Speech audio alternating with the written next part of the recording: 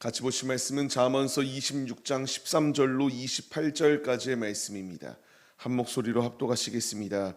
게으른 자는 길에 사자가 있다, 거리에 사자가 있다 하느니라. 문짝이 들저기에 따라서 도는 것 같이 게으른 자는 침상에서 도느니라. 게으른 자는 그 손을 그릇에 넣고도 입으로 올리기를 괴로워하느니라. 게으른 자는 사리에 맞게 대답하는 사람 7보다 자기를 지혜롭게 여기느니라. 길로 지나가다가 자기와 상관없는 다툼을 간섭하는 자는 개의 귀를 잡는 자와 같으니라. 횃불을 던지며 화살을 쏘아서 사람을 죽이는 미친 사람이 있나니 자기의 이웃을 속이고 말하기를 내가 희롱하였노라 하는 자도 그러하니라. 나무가 닿으면 불이 꺼지고 말쟁이가 없어지면 다툼이 쉬느니라. 숯불 위에 숯을 더하는 것과 타는 불에 나무를 더하는 것 같이 다툼을 좋아하는 자는 시비를 일으키느니라. 남의 말 하기를 좋아하는 자의 말은 별식과 같아서 뱃속 깊은 데로 내려가느니라. 온유한 입술에 악한 마음은 낮은 눈을 입힌 톡이니라. 원수는 입술로는 꾸미고 속으로는 속임을 품나니 그 말이 좋을지라도 믿지 말 것은 그 마음에 7가지 가증한 것이 있음이니라. 속임으로 그 미움을 감출지라도 그의 악이 회중 앞에 드러나리라. 함정을 파는 자는 그것을 빠질 것이요 돌을 굴리는 자는 도리어 그것에 치이리라. 거짓말하는 자는 자기가 해한 자를 미워하고 아첨하는 입은 패망을 일으키느니라. 아멘. 할렐루야. 오늘도 예배의 자리 가운데 모이신 성도님들 주님의 이름으로 환영하고 축복합니다. 오늘 같이 나눌 말씀의 제목은 지혜자의 주의사항이라는 말씀의 제목 가운데에서 은혜를 나누도록 하겠습니다. 어제 말씀을 통하여 미련한 것을 부러워하지 말라고 말씀하신 주님의 음성이 있습니다. 이제 오늘 말씀 가운데서 이 지혜의 길을 걸어가는 우리들에게 주의해야 될 것들이 있다, 우리에게 피해야 될 인물들이 있다라는 것을 가르쳐 주십니다. 세 부류의 사람의 종류들이 나타나게 되는데 주님께서 우리에게 주시는 말씀 마음판에 새기고 우리가 이러한 길 가운데 거하지 아니하고 이러한 사람들 가운데에 우리도 동화되어 살지 아니할 수 있도록 함께 해달라고 소망하며 말씀 속에서 은혜를 나누도록 하겠습니다. 첫 번째로 주의해야 될 사람이 있습니다. 게으른 자를 주의해야 된다라고 주님이 말씀하십니다. 이 게으른 자들의 모습을 보게 되면은 굉장히 게으릅니다. 무엇도 하기 싫어합니다. 오늘 말씀에서는 이러한 자들의 모습이 어떠한가에 대하여 상세히 말씀해 주시는데요. 13절 말씀을 보게 되면은 길에 사자가 있기 때문에, 거리에 사자가 있기 때문에 내가 갈 수 없다라고 이야기합니다.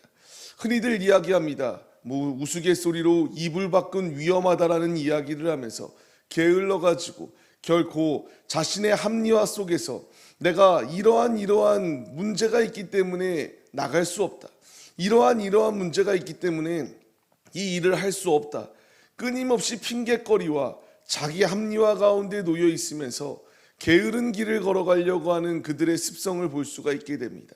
주님이 계속하여 우리에게 말씀하십니다. 게으른 자는 침상 가운데서만 있다, 침대에 놓여 있고 자신의 이불 밖을 나오지 아니하려고 하는 모습들이 게으른 자의 모습이다라는 것을 가르쳐 주세요. 맞습니다. 게으른 자들은 끊임없이 무엇인가 합리화하려고 합니다. 내가 먹는 것조차도 합리화하려고 하고요. 자신이 이렇게 떠서 뭔가를 먹는 것조차도 게으르기 때문에 힘들다라고 이야기합니다. 그런데 참 웃긴 것이 이렇게 게으른 자들이 자신의 지혜가 참으로 뛰어나다라고 이야기하는 이들이 참 많다라는 것입니다. 자신의 합리화하는 상황, 자신이 이렇게 게으른 자리 가운데 있으면서도 내가 그럼에도 무엇인가 하기만 하면은 남들보다 더 뛰어나다라고 하는 교만함 가운데에 놓여 있는 이들이 참으로 많습니다. 주님은 우리에게 이러한 자들을 조심하라고 말씀하십니다. 게으른 자들, 주님이 무엇라 평가하시나요? 일하기 싫어하거든 먹지도 말라는 말씀을 데살로니가 후서의 말씀을 통하여 우리에게 주시고 있습니다.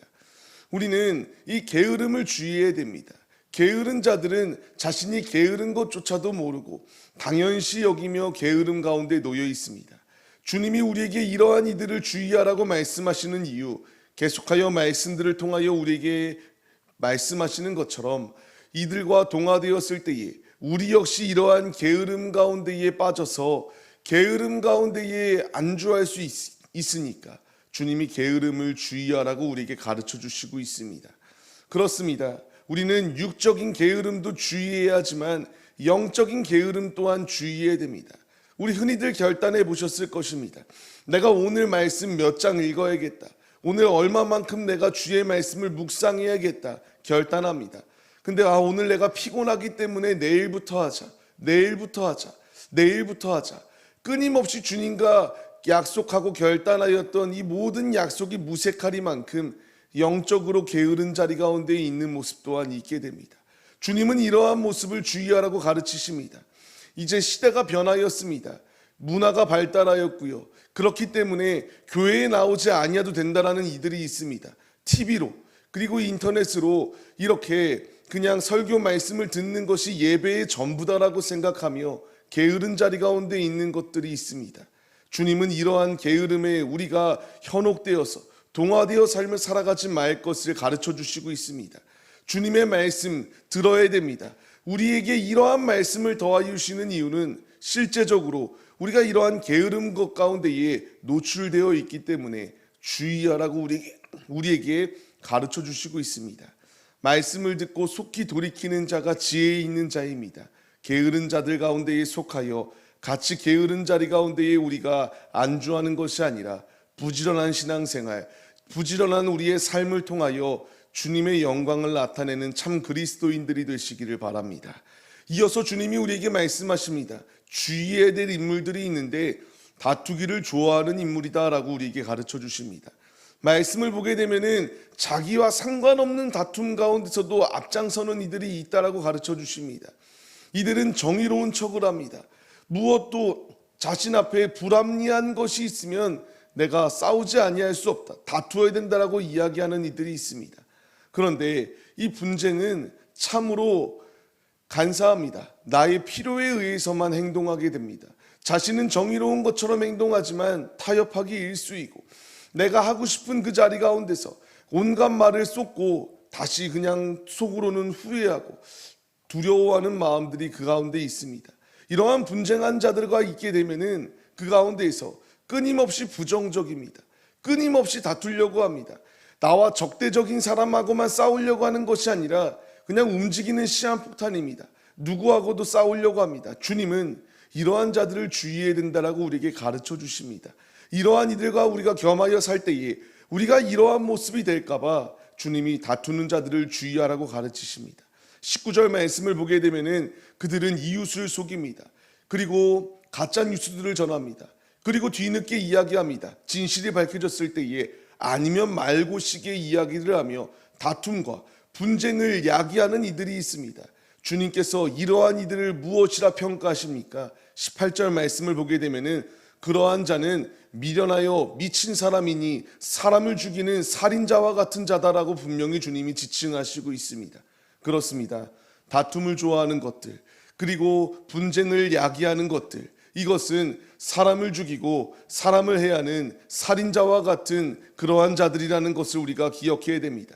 그들은 말을 하기를 좋아합니다. 쉬지 아니하고 말을 하고 쉬지 아니하고 불평과 원망을 쏟기에 일수입니다.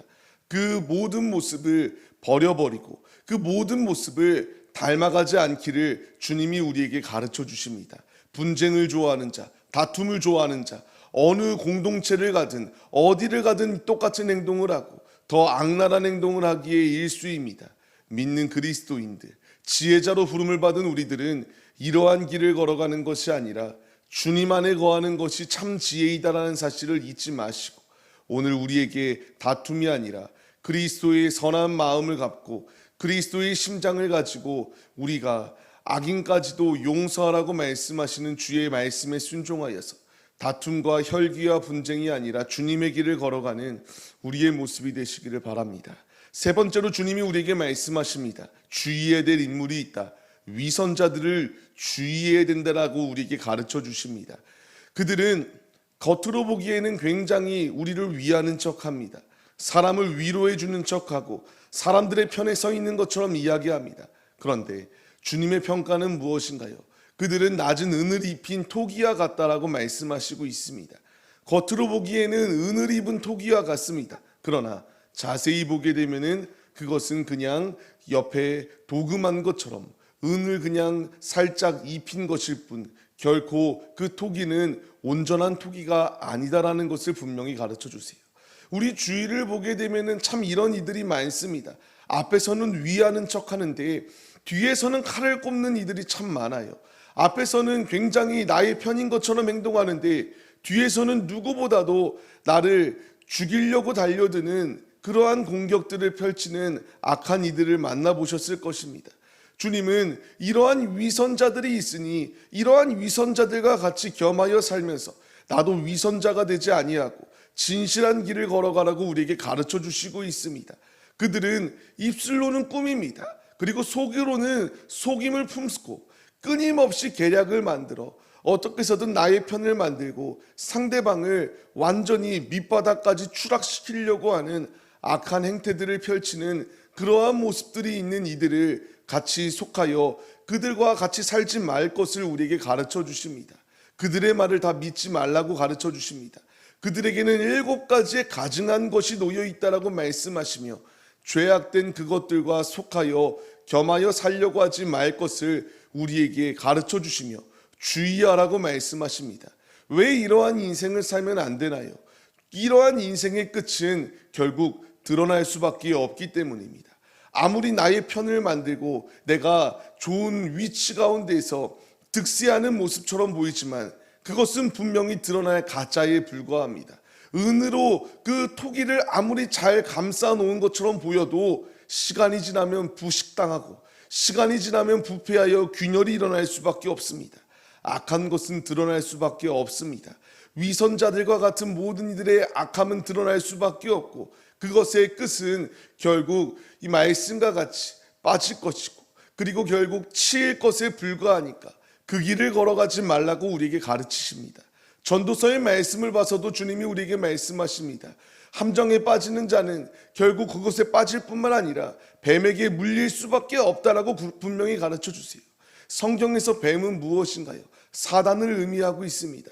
내가 좋은 함정을 파서 위선자와 같이 그 악행을 저질렀을 때에 결국 내가 물리게 되고 우는 사자와 같이 삼킬 자를 찾아 헤매이는 마귀에게 잡아먹힐 수밖에 없다라는 것을 분명히 가르쳐 주십니다. 위선의 길 가운데 놓여 있으면 안 됩니다. 그 길의 끝은 패망입니다. 말씀을 받는 성도님들, 주님이 우리에게 이와 같은 이들과 교류하면서 이와 같은 이들의 모습을 닮아가지 말 것을 우리에게 가르쳐 주십니다.